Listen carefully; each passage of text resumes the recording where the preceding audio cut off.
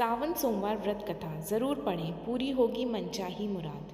दोस्तों, अगर आपकी कोई मन्नत पूरी ना हो रही हो या फिर तमाम प्रयासों के बावजूद आपको करियर में सफलता न मिल रही हो या व्यक्तिगत जीवन में परेशानी चल रही हो, मसलन कोई भी दिक्कत हो, तो परेशान होने के बजाय अब की सावन सोमवार का व्रत करके यहाँ बताई गई व्रत कथा का पाठ करें। मान्यता है कि सावन सोमवार के दिन अगर व्रत रखकर इस कथा का पाठ किया जाए तो जातकों की मनचाही मुराद पूरी हो जाती है। एक साहूकार था जो भगवान शिव का अनन्य भक्त था। उसके पास धन धान्य किसी भी चीज़ की कमी नहीं थी, लेकिन उसकी कोई संतान नहीं थी और वह इसी कामना को लेकर रोज़ शिवजी के मंदिर जाकर दीपक जलाता था।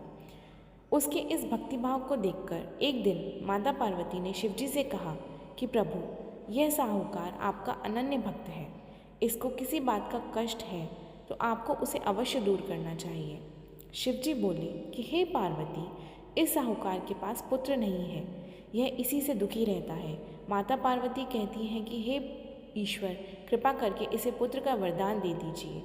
ऐसे में तब भोलेनाथ ने कहा कि हे पार्वती, साहूकार के भाग्य में पुत्र का योग नहीं है।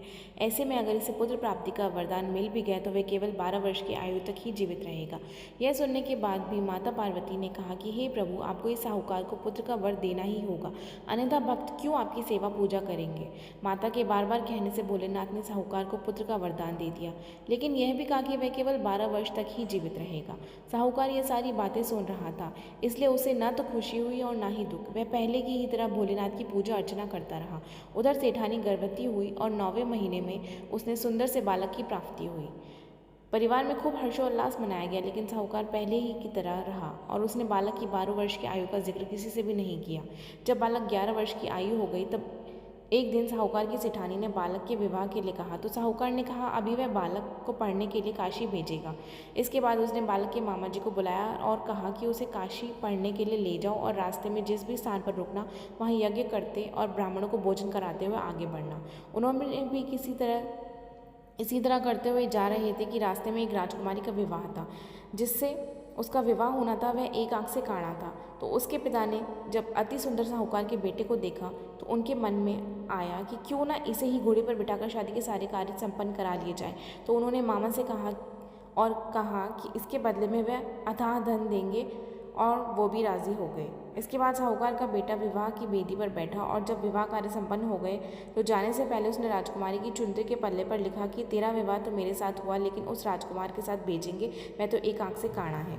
इसके बाद वह अपने मामा के साथ काशी के लिए चला गया। उधर जब राजकुमार ने अपनी चुनरी पर यह लिखा हुआ पाया तो उसने राजकुमार के साथ जाने से मना कर दिया। तो राजा ने भी अपनी पुत्री को बारात के साथ विदा नहीं किया। बारात वापस लौट गई। उधर मामा और भांजे काशी पहुँच गए। एक दिन जब मामा ने यज्ञ रचा रखा था और भांजा बहुत देर तक बाहर नहीं आया तो मामा ने अंदर जाकर देखा तो भांजे के प्राण निकल चुके थे। वह बहुत परेशान हुआ, लेकिन सोचा अभी रोना पीटना मचाए तो ब्राह्मण चले जाएंगे और यज्ञ का कार्य अधूरा रह जाएगा। जब यज्ञ संपन्न हुआ तो मामा ने रोना पीटना शुरू किया। उसी समय शिव पार्वती उधर से जा रहे थे।